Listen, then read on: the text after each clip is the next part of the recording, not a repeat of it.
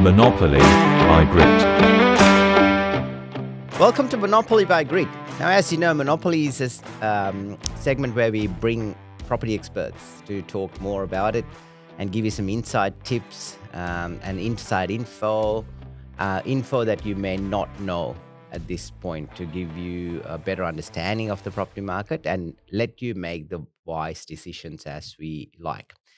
Now, this is season 6, episode 3 for Monopoly, and today I have a very special guest. I do know that this person has fantastic, substantial amount of experience in the property market, and she is very diverse in the type of properties that she promotes. It is my pleasure and very welcome to you, Melanie Rowe from Red 23. The investment manager of Red 23. It's great to have you in the program. Thanks for having me. No worries. Let us start by giving a little intro about yourself, and then I might go into a couple of questions after that. For sure. So I have been in the property industry now for 26 years. So I started off in traditional real estate and then worked for a company called Delphin at the time, and then that progressed into Lendlease. So I was there for 15 years, and then I started my own company as a buyer's advocate, helping people buy brand new properties off the plan and understanding what they're buying.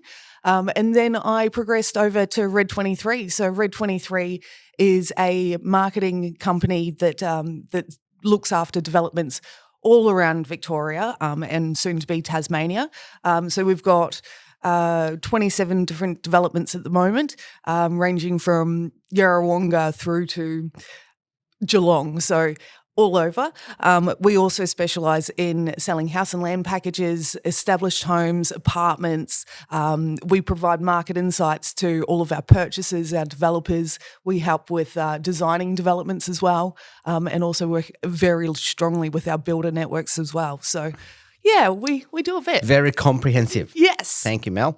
Now, question that everyone's asking, including me, what's hot right now? What suburbs and regions are the highest, investors looking or purchasers looking? And how are the inquiry rates, and what are they asking you? Yeah, so it's very much changed now. So due to the fact that affordability is the number one thing within Melbourne, people are really looking for sort of your outer region areas. So they're even going further into like your regional, your outer western, northern markets. So southeast suburbs, everyone loves them. But as far as affordability, it's not actually getting that much inquiry anymore. And there's very little land availability out there as well. So for investors with that depreciation, they're just not able to secure new product out there. So definitely suburbs like your Wyndham Vale, Werribee, Tarneet, Wollert are all sort of your top sort of areas at the moment for your investor market. Absolutely. Yeah. So that's for our viewers who might not understand where they are, that's the northern and western metro of the Melbourne city. So in terms of the 2025 property market, Mel, what does your data say about the trends, the demand and the supply? Absolutely. So with the market now, with the interest rates starting to come down, there's definitely a lot more people interested. We're finding a lot of the people that are purchasing within Melbourne at the moment are the astute investors that are coming from like your New South Wales, Queensland, Perth, because they've already made all their money. So the market in Melbourne is has so much more potential for property growth than. And it blows my mind, like the fact that Melbourne is cheaper than South Australia.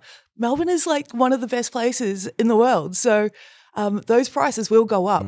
Also, due to the fact that there is so little land availability that's going to be being released through here, we're finding a massive amount of builders are actually buying land and land banking because they know that the market is going to go up dramatically and they want to be able to capture that land so then they've got product to be able to build. Yes. And as per the most livable cities in the world, Melbourne is Australia's top. And I don't know where in the global rankings we sit. I think we're sitting at number 4 or 5 at the moment. Number 4. Yeah. So Melbourne is the first one in Australia, anyway, in that listing. So regional versus metro. Has the buyer's behaviour shifted from, because I think there was massive traffic towards regional areas. What do you think is happening now? And so regional is pulling back a little bit, but in saying that though, investors know that they can get a bigger parcel of land, and the land at the moment, it's insane that land is, if you look back sort of 15 years ago, no one would buy a block of land off me that was under 700 square metres. Now times have changed that the median land size is now 326 square metres, and the number one selling land lots at the moment are lots under 300. So people, they want to travel. They want to not have to come home from work and do their landscaping and do their gardens. So that they want to be able to utilise a park within their own area and spend time making friends within that community, which ultimately builds safer and better communities for the developers as well. So we're finding developers are actually putting in smaller lot sizes and a lot more parks and wetlands and play equipment and exercise equipment and making it so much more user-friendly. Yes. Talking about block sizes,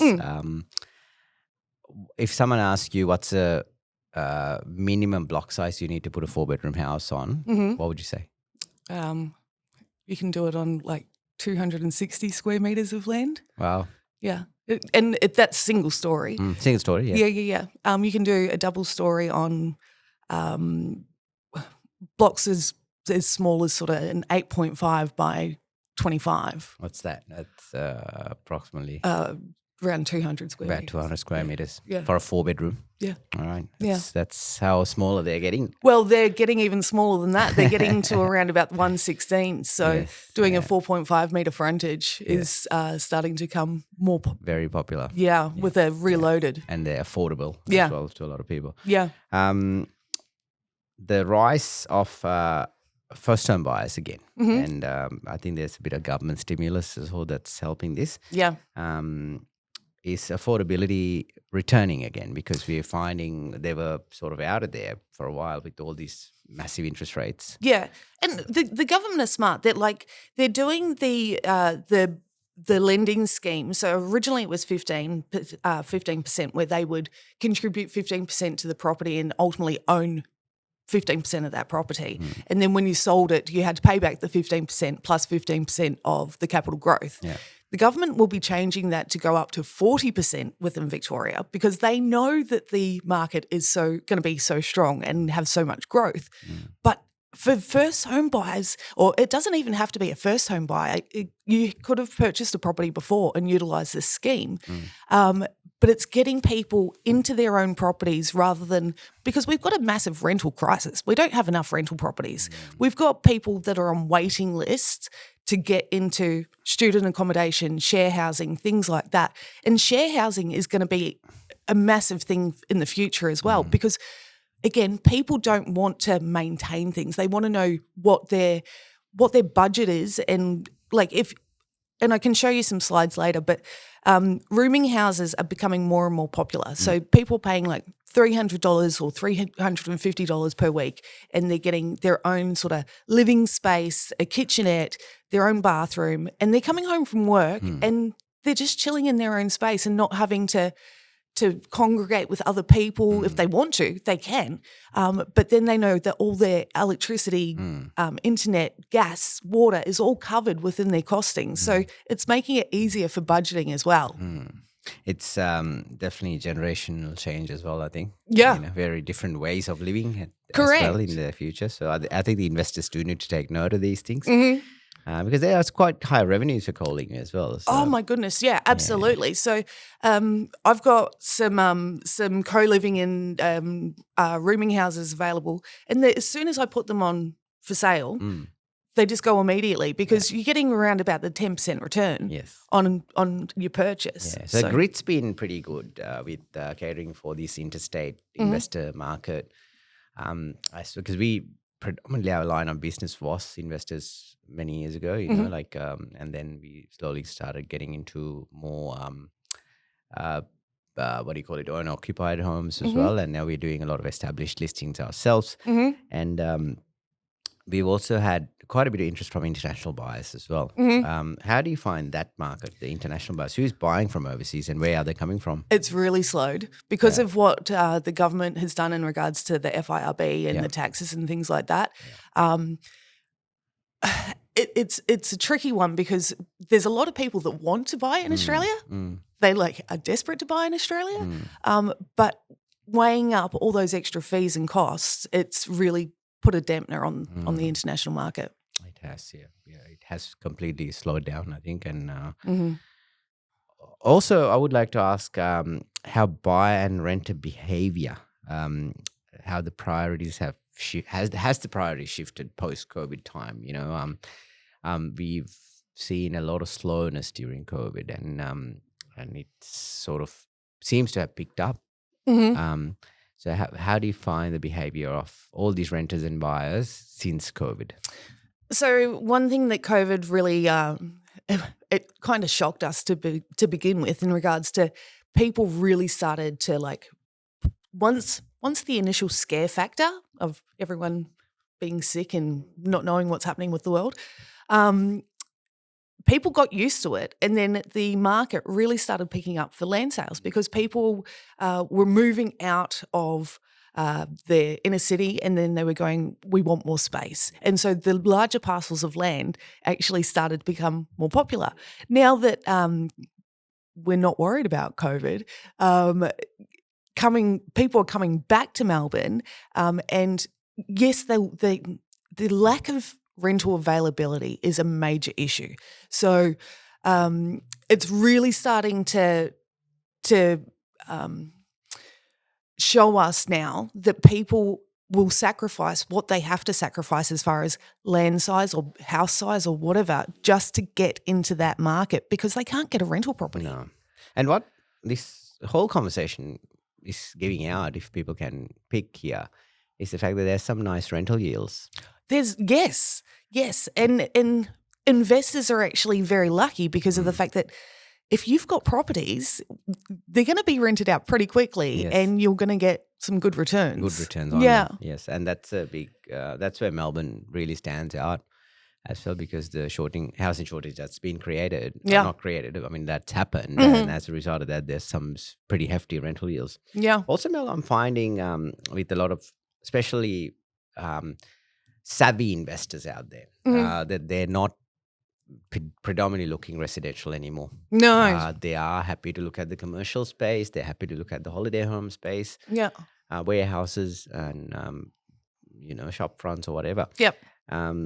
I do know that you do some work around these areas too. So can you give us where people are looking again, who's looking, why they're looking, what the benefits are, the whole spiel of it? Look, in regards to commercial, obviously the major benefits is the fact that they don't have to all the extra taxes and things involved with it. So, and they don't have to maintain the properties either. So the tenants do all the maintenance. They pay all the things. They have to do all the fixtures and fittings and stuff like that. So it's sort of a set and forget for an investor buying a commercial product.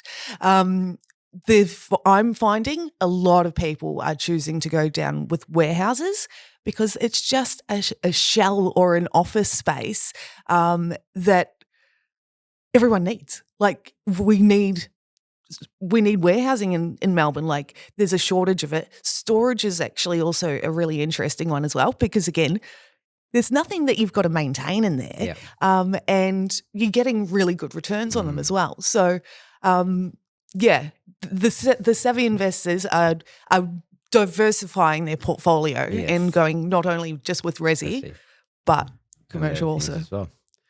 So overall, some final words to investors looking, let's say from interstate. Why Melbourne? Why now? Okay.